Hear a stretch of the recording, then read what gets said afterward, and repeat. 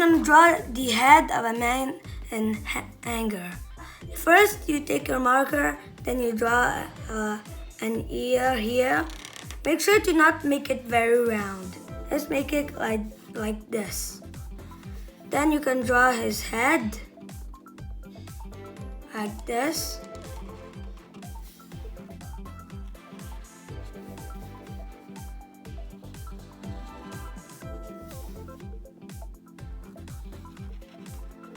Then it's time to draw the eyes. You can draw the eyes like this. You can leave a little space here, but only if you want.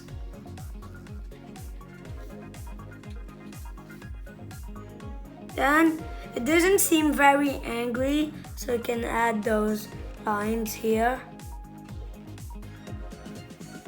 Then you can draw his nose.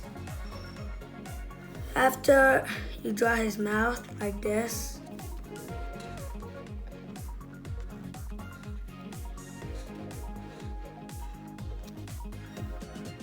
Then your man in anger is finished.